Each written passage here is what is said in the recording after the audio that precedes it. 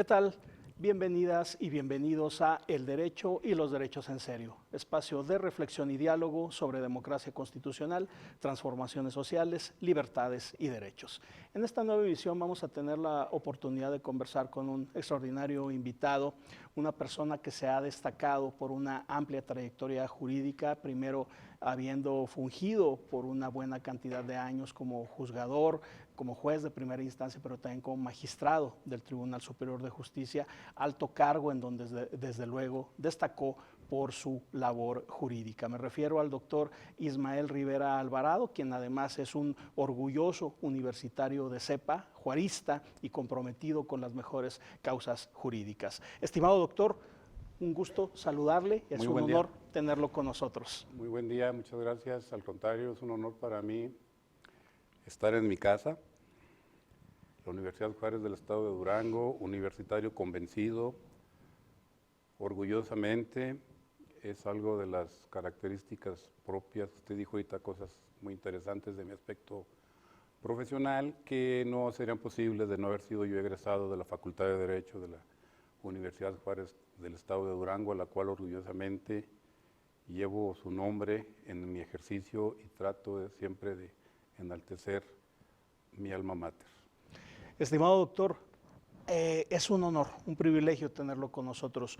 Y además de ese amplio bagaje en el tema profesional, pues desde luego su aspecto humano, ese lado que también importa mucho en las personas, pues es digno de encomio. Por lo tanto, pues esperemos que sea la primera de muchas ocasiones donde lo tengamos con nosotros. Gracias.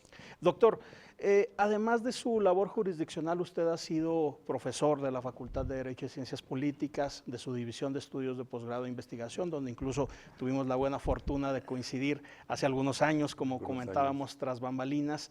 Pero en ese sentido, usted, ante todo, durante una buena cantidad de tiempo, se desempeñó como juzgador. ¿Qué balance, doctor, puede hacer de esa etapa tan importante en su vida, primero como juez, después como magistrado? ¿Qué le dejó, digamos, ahora ya que está en otros terrenos de consultoría, de asesoría y que sigue desde luego inmiscuido en la docencia? Pues mire, yo creo que es una reflexión muy profunda porque implicó un cambio trascendental en mi vida y en mi persona, que a través del tiempo y con la posibilidad de recabar más información que no conocimiento, uno puede darse cuenta, en mi caso particular, de la importancia del aspecto jurisdiccional en el ejercicio profesional. No hace mucho leía a Mauro Capaletti. Soy muy malo para citar autores, así que le pido una disculpa. No, no se preocupe. Democracia y proceso. Esta democracia y proceso me dio una gran lección de algo que a veces hacemos pero no nos damos cuenta. Ahorita en su introducción hablaba de democracia y constitución. Dice Capaletti que no hay, no es Capaletti, es Piedro Calamandrei. Dice Calamandrei que el proceso, los procesos judiciales es la expresión más democrática que hay, porque a través de un proceso judicial a una persona se le reintegran sus derechos y esto le da poder. Porque estamos acostumbrados a visualizar el ejercicio del poder solo a través de funcionamiento público o funcionarios públicos, o lo que dijo o dicen lo que es la democracia instrumental, la que se hace a través de los instrumentos para acceder a los puestos donde se ejerce el poder. Esa es la visualización ordinaria que tenemos. Sin embargo, resulta que no, que cada ciudadano, cada persona tiene la capacidad de ser resarcido en sus derechos, de recibir esta cuestión del poder a través de una sentencia. Entonces, ya con esa visualización le puedo decir que pues, mi ejercicio profesional empezó como secretario de acuerdos en un muy lejano 1998. Se oye muy feo, pero a finales del siglo pasado. Y posteriormente presenté examen por oposición para juez de primera instancia, accedí al cargo en 1999. En ese inter tuve una oportunidad de ser 7 meses y medio consejero de la Judicatura y de 2016 a 2022 fui magistrado numerario del Tribunal Superior de Justicia. Un ejercicio altamente satisfactorio, como lo dije al principio. La posibilidad la obtuve por ser licenciado en Derecho, egresado de la Facultad de Derecho de esta Universidad Juárez, y que se ejerció, y yo siempre lo digo, doctor, con toda honestidad, pues ahí están mis resoluciones, ahí está mi trabajo para quien haya sido ahora sí que resarcido no en sus derechos, y pues ahora sí que la sociedad, que la nación me lo demande. Correcto. Eso sí, siempre traté de generar mi mejor esfuerzo, mi mejor ejercicio como persona, como ser humano. Habré tenido errores de apreciación, errores de interpretación legal, jurídica, jamás un error inducido o una voluntad aceptada para ver algo más de lo que no existía en los procesos. Doctor, casi 25 años de labor jurisdiccional en esta breve semblanza que nos ha narrado, Así es. que es toda una trayectoria. Le tocó vivir incluso en distintos regímenes políticos su Sí. ejercicio jurisdiccional, tanto en lo federal, con el desmoronamiento del otrora partido hegemónico, en lo local también, con la alternancia, etcétera, etcétera. En fin, 25 años es un periodo de tiempo bastante considerable y en ese sentido, sin duda que deja un legado importante que, en función también, doctor, de lo que comentaba y que dialogábamos por allá en el 2008 en el posgrado, hace 16 años, de cómo efectivamente el trabajo del juzgador se legitima por sus sentencias, doctor. Esta representación argumentativa de la que nos habla, por ejemplo, Robert Alexi, de que es necesario que en el trabajo cotidiano las y los juzgadores emitan sentencias de calidad y que sean capaces de comunicar. Y también rescato algo que mencionaba hace unos minutos de cómo el proceso es un empoderamiento ciudadano, doctor. Eso es fundamental. Además de los dos grandes maestros procesalistas que usted referenciaba, Capelletti, Calamandrei, en México tuvimos un pupilo de ellos extraordinario, don Héctor Fixamudio, que también habla de esta ciencia del proceso como eso, como una ciencia en donde desde luego debemos tener un reflejo en todos los fallos. Y ya que hablamos de fallos, doctor, algunos desde luego omitiendo datos personales en los cuales usted quiera hacer alguna semblanza, o antes de entrar a ellos igual, ¿qué otros aspectos recuerda usted de su tránsito como juzgador? Sí, si me permite, Claro. asumo la última parte de su comentario. Mire, la ley orgánica marcaba como un requisito para, no requisito, sino un factor a tomar en consideración para ratificaciones como juzgadores, los estudios de posgrado. En 2001 ingresé a la División de Estudios de Posgrado de la Facultad de Derecho, de la cual egresé, o sea, en aquel tiempo íbamos todos los días, fue la última generación que íbamos a especialidad y maestría todos los días. Y tuve la osadía de ahí seguirle a estudiar los estudios de posgrado en Derecho, doctor en Derecho, perdón. Y me dio una herramienta invaluable. Ahorita usted mencionó que pues sí, estuve frente a usted en el aula, y a mí me impactó mucho cuando, en muchos aspectos de la vida, pero lo traigo al tema jurídico, judicial, el tema de la alegoría o metáfora de la caverna de Platón, en su capítulo 8 de la República, cómo nos habla de que ciertas personas que pueden vivir en un lugar y que no pueden entender que hay otros temas, hay otras circunstancias, y solo aceptan lo que visiblemente pueden percibir. Eso me ayudó porque el posgrado, la investigación me dio otro tipo de herramientas. La herramienta argumentativa que yo con todo respeto siempre seguiré sosteniendo, que la argumentación no puede ser posible si no tiene usted un ejercicio previo de interpretación. El ejercicio de interpretación le permite la elección de las premisas porque ya sabe cuál es la premisa que va a aplicar a lo fáctico, a los hechos, a lo que va a resolver.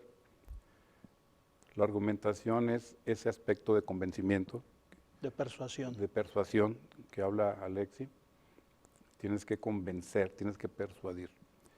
Pero más que persuadir y convencer, tienes que generar esa realidad que tu resolución va a provocar en una o en otra o en varias personas, que ese es justamente el empoderamiento. Vas a generar un estado de cosas nuevo. Entonces, dejar la visión reduccionista. Yo respeto mucho a todos aquellos como consideran y tienen su visión y su concepto de lo que es el derecho o de los contenidos del derecho. Pero en lo personal a mí me permitió tener una serie de otras herramientas. O sea, salí de la caverna que habla Pitágoras y pude ver que había otras cosas. Y eso me permitió atreverme. Un juez que no es osado, una jueza que no es osada, con todo respeto, son conceptos muy personales. Tiene que ser osado, pero aparte tiene que ser capaz de de defender lo que resuelve. Tener el valor de decir, es que yo estoy convencido. Correcto. Que esto es. No porque yo lo diga, sino porque lo que tengo a la vista, lo que me sometieron a mi vista, lo que me aportaron para que yo resolviera, es esto. Claro. No es una construcción individual, perdón. No, doctor, al contrario. Fíjese que menciona usted varias cuestiones muy interesantes. La primera de ellas es cómo, aunque ya son menos las personas juzgadoras que digamos se van por la libre y que dejan de lado este tema de la formación profesional, de la capacitación a través de los posgrados, son menos, pero todavía sigue habiendo algunas personas que digamos no es que no les interese, quizá carecen del tiempo, quizá carecen del espacio, pero ¿cómo usted pone de manifiesto lo crucial que fue en su formación en los estudios de posgrado? ¿Cómo a partir de ahí adquirió otra visión? Porque digamos, desde luego que los estudios de la licenciatura nos forman como técnicos del derecho, nos forman como especialistas en esta profesión tan hermosa, tan loable, pero en el posgrado adquirimos otra visión de mundo, otra cosmovisión, doctor. Y en este sentido también hay la capacidad de interpretar y, como usted dice, diferenciándolo de la argumentación de los fenómenos jurídicos, se da justamente a través de eso, como veíamos allá en el posgrado el caso del juez Vega, como veíamos desde luego entre muchísimos otros que vimos en la materia de Poder Judicial, los temas clásicos de Marbury versus Madison, en la génesis del control constitucional, vimos incluso algunas sentencias de la Corte Suprema estadounidense, pero ahí se forma ese sentido crítico de investigación, doctor, y cómo esta necesidad de tener personas juzgadoras que sean también investigadoras del derecho, como es su caso, es crucial y es fundamental, no me dejará mentir. Claro que no. El juez Vega, como recomendación, sería muy importante que por tiempos actuales, situaciones actuales, recuperaran el contenido de ese caso. Claro. Generó un conflicto entre poderes que fue resuelto, pero que justamente la arqueología jurídica, que no es arqueología, es algo que está vigente, porque lo vemos, porque quien lo conoce lo puede utilizar, lo puede usar, pero si se va quedando en el árbol del olvido, pues no da fruto. Claro. Cuando es algo que nunca, para mí, nunca perdió vigencia. Yo me acuerdo que, sí recuerdo que les dije, vamos a leer Marbury versus Madison, que luego voy a hacer un comentario en un tema, en un curso, alguien me dijo, lea la sentencia, porque no la conoce. Bueno, no la conozco, está bien. Porque de ahí, ese era el tema norteamericano, la Judicial Review. Claro. Pero les dije, bueno, pero ahora vamos a ver la mexicana. Claro. La mexicana, entonces... La aplicación que tiene ya en la generación del control de la constitucionalidad, Sí. pero pues a final de cuentas en su génesis de ahí nace, doctor. Ese y muchos otros casos que vimos, y bajo esta perspectiva de siempre estar ahora sí que al acecho de la sentencia, del material jurídico por excelencia, doctor. Y en su paso por el Poder Judicial de casi un cuarto de siglo, usted emitió un sinfín de resoluciones, pero seguramente tiene marcadas algunas de ellas que fueron muy emblemáticas para el foro. Mire,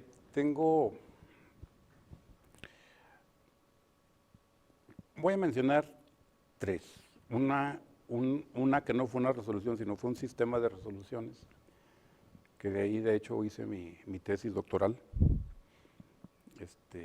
Tengo la pena ajena de que el doctor fue mi alumno y él se doctoró primero que yo, entonces, pero fue mi alumno en la especialidad, entonces en ese tiempo yo ya tenía los estudios, no, yo ya era maestro en Derecho, que fueron los temas de los créditos del Infonavit.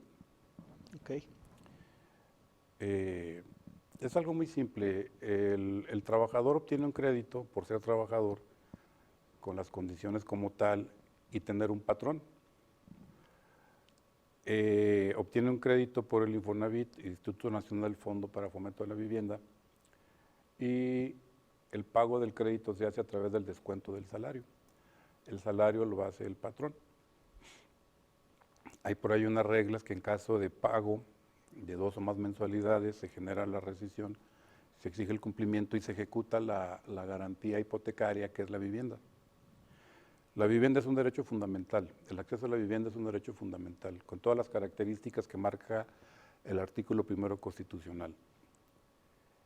Y al momento de judicializar, se reclamaba el no pago y se ejecutaba con la pérdida por parte del trabajador y de su familia de la vivienda. Era un pago diferido. El Infonavit, el instituto, nunca hacía una visita al patrón porque no pagaba, el Infonavit no demostraba en los juicios el por qué no hacía el cobro directo a quien estaba obligado a hacer el descuento. O sea, no se sabía si estaba o no cubriéndose el pago por una obligación no cumplida del patrón. Y generaba que en un trato desigual, porque la otra circunstancia es de que si el patrón dejaba de hacer los pagos es que el trabajador ya no tenía trabajo. Si el trabajador ya no tenía trabajo, pues no tenía el medio de subsistencia, que es el salario.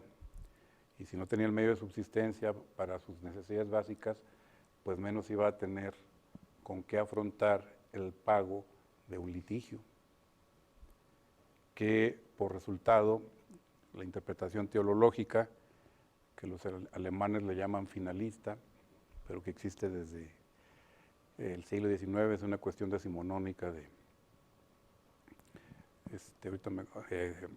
Savigny, Frédéric Carl von de Savigny, Sí. con sus 4 cánones de la interpretación. Y el resultado, lo que impactaba era que por una serie de omisiones que no se cubrían procesalmente, no se podía privar de ese derecho fundamental a la vivienda. Ese fue un sistema que seguí en cuanto a ese tipo de litigios, y sobre todo porque el Infonavit tiene facultades fiscales. ¿En qué año fue esta? Mire, si me permite ampliar un poco más, en 2012, 2011, 2012, tuve una capacitación, la Facultad Latinoamericana de Ciencias Sociales, FLACSO, para los compas, para los que viven cerca. Se nos capacitó a funcionarios judiciales. De gran prestigio esta institución. Claro, 15 tribunales superiores de justicia entraron ahí a través de la CONATRIP, entraron ahí en un convenio que se nos capacitó. Entonces ahí recibí las herramientas. Ya tenía las herramientas de la argumentación que recibí aquí en posgrado en Durango. Y ahí se nos hablaba, o se nos habló, de lo que es la discriminación, en este caso, por resultado. La apariencia de los procesos es, bueno, sí recibiste un crédito, sí generaste una hipoteca, sí, pero el resultado era que no te fijabas quiénes eran las partes, cuáles eran sus circunstancias personales. Okay. Y la calidad de trabajador lo pone, y el salario, que también es parte de un derecho fundamental, pues tienen una protección especial. Rompen ese esquema de los derechos, por llamarlos ordinarios. Tienen una categoría que está más protegida. Entonces, cuando pude tener la posibilidad de estudiar estos tipos de discriminación, de trato desigual, y cuyo resultado era una apariencia de un trato equitativo, pero el resultado no lo es, y lo sigo sosteniendo, no lo es, generaba esta situación. Fíjese qué interesante ahí, doctor, porque pues estábamos por los años que nos comenta al auditorio y a un servidor en ciernes apenas de esa reforma trascendental del año 2011 en materia de derechos humanos, pero en realidad eran pocos los juzgadores locales que se atrevían o se osaban, empleando el vocablo que usted utilizó muy bien al inicio de la conversación, eran poco osados en tratar con derechos fundamentales. Usted ya ha mencionado el tema de los salarios, ha mencionado el derecho a la vivienda, un derecho social de la mayor importancia como lo marca el artículo 4 constitucional, y ha mencionado el derecho a la no discriminación. Entonces, qué interesante y sobre todo qué trascendente que desde una perspectiva local se protejan directa o indirectamente este tipo de prerrogativas tan importantes, y reiterando, por el hecho de que apenas estaba empezando a entrar en la práctica este nuevo paradigma de los derechos humanos. Entonces, totalmente loable y digno de encomio, doctor. Gracias, y esto que acaba de mencionar tiene que ver con otras dos resoluciones que sí me gustaría comentarles. Lo primero, dije sistema porque y fíjese, los derechos no se equivocan, están dentro de los derechos económicos, sociales y culturales, que también les llaman derechos grupales. Así es, colectivos. Sí, entonces aquí no hay individualización, sino todo trabajador que pues me tocó tener la oportunidad de resolver, pues se resolvió en ese sentido. Y con esas herramientas que usted mismo acaba de mencionar, que ahorita tocamos el tema más a profundidad de la reforma, del artículo primero y subsecuentes,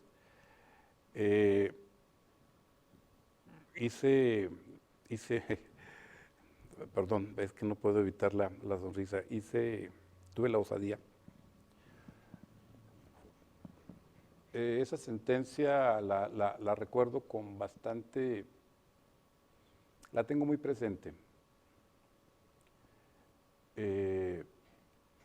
Cuando se tiene una visión reduccionista de que esto dice la ley y la interpretación a través de jurisprudencia y de criterios obligatorios, pareciera que es una camisa de fuerza de la cual no se puede uno salir, y si te sales, pues te puedes tener consecuencias. Pero pues he sido un poco radical y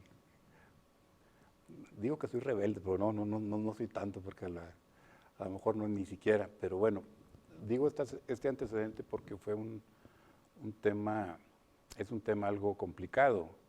Bajo la óptica del sistema legal como tal, hice una aberración. Bajo la circunstancia que le voy a comentar, creo que fue lo más correcto. Una señora vivía en matrimonio con en un inmueble, volvemos con la vivienda, en un terreno que el suegro, el papá del esposo, les facilitó. donde construyeron una vivienda. El matrimonio pues se rompe, la pareja se rompe y el suegro le dona a otro hijo y el hijo le pide que le entregue el inmueble. Le pide una reivindicación, les demuestra que es el propietario. El esposo o ex esposo va y atestigua a favor de su hermano, en contra de su pareja y de sus hijos. La señora dice que ella es propietaria, demanda una prescripción, no demuestra los elementos y esto nos genera que por cuestiones del trámite no se, pues no procede. Pero las herramientas de la no discriminación me permitieron establecer que lo que se estaba buscando era romper un esquema de derechos de esta persona, de la mujer en la pareja, y usando las herramientas que da la perspectiva de género, me permitió no aplicar algunas disposiciones, entre ellos una jurisprudencia que decía o dice que cuando se demanda la prescripción ante una reivindicación y no se prueba, la reivindicación procede de inmediato. La reivindicación es la entrega del inmueble al propietario o quien se asume como propietario. Y determiné que no procedía la entrega del inmueble por parte de la señora a quien aparecía como propietario. Pasó la verificación de los recursos, tanto en apelación como en amparo directo, y mi sentencia ahí está, generando un empoderamiento de derechos para estas personas en las cuales no se vieron privadas de un bien del cual se consideraba no tenían ningún derecho. Juzgar con perspectiva de género, doctor, es, digamos, ya una de las herramientas fundamentales en estos tiempos, en el año 2024, pero hace 10, hace 11, hace 12 años, pues desde luego que apenas empezaba a instaurarse la necesidad de adquirir este tipo de herramientas, de aptitudes, de capacidades. Por lo tanto, pues aquí otra ejemplificación de cómo en realidad depende de la postura, depende también de la posición que asuma cada persona juzgadora. Y usted en esta perspectiva garantista, pues en los fallos que ha compartido con nosotros, pues desde luego que muestra este involucramiento y sobre todo esta reivindicación de los derechos fundamentales, doctor. El tiempo se empieza a agotar en este programa, pero hay una tercera sentencia que quiere compartir con nosotros, si le parece bien, para ir cerrando este primer programa. Sí, perspectiva de género, parece que la elaboramos sin preparación. Muy rápido. El esquema de violencia tiene que ver con la perspectiva de género en el sentido de que está demostrado antropológica y sociológicamente a través de estadísticas que la mujer vive bajo un esquema de violencia, de sometimiento, el famoso patriarcado, el androcentrismo. Me tocó, en este caso fue en la ciudad de Gómez Palacio, como magistrado de la sala mixta, conocer de un tema donde una expareja privó de la vida a su pareja. El pasivo era el varón, la activa fue la mujer. Sin embargo, se presentaron dos esquemas. El primero fue que ella señalaba que primeramente había sido violentada, ellos ya no vivían juntos y tenían hijos en común, y se vieron, él la situó a ella en un área rural y estaban en lo que le llaman una parcela, estaban ellos dos. Sí, efectivamente ella accionó un arma de fuego con la que le privó de la vida, pero ella presentaba lesiones. Y mencionó el esquema de violencia en el cual había estado viviendo. Sin embargo, las partes, que esto es algo muy importante dentro de los procesos, y espero que los tiempos alcancen, Se pondera la resolución del juzgador, pero poco se deja el actuar de las partes, que es lo que aportan al proceso. Y se responsabiliza al juzgador del resultado del proceso cuando esto no es así. En una audiencia intermedia, ella al momento de que fue detenida, porque fue inmediatamente después de la acción, lo lesiona, pero lo sube a un vehículo y lo trae a la ciudad de Durango para que reciba atención médica. O sea, no lo dejó ahí tirado. Es detenida, es revisada y sí trae las lesiones. Nada más que en la audiencia intermedia, ese certificado de lesiones no se consideró.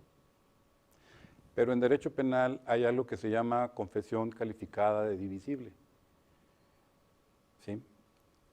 Que es que solo toman en cuenta lo que le perjudica, pero dejaron de lado lo que le beneficia, en este caso el esquema de lesiones. Okay.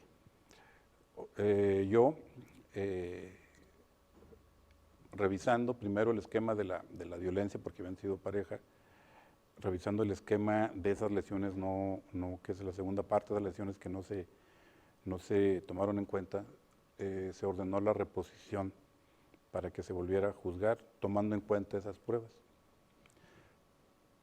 El magistrado Alberto Enrique Quevedo de Gómez Palacio, atinadamente dijo, oiga, no, está muy bien, pero lo tenemos que regresar a la audiencia intermedia para que se recaben y se ordenen otras pruebas.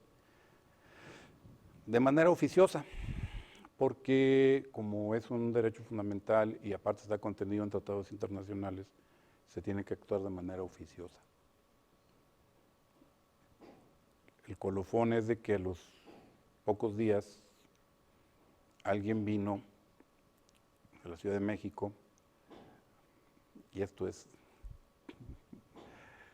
tiene que venir alguien a decirlo porque si no, no existe, nos dio una conferencia a todo Poder Judicial de la muerte del tirano, que encajaba exactamente en lo que acabamos de resolver. ¿Qué es la muerte del tirano? Alguien que ejerce un poder absoluto a través de la violencia, en este caso en las relaciones de pareja, y que pues no queda otro remedio, y la historia nos lo dice, cuántos pueblos no se liberaron de tiranos solo a través de la autoejecución.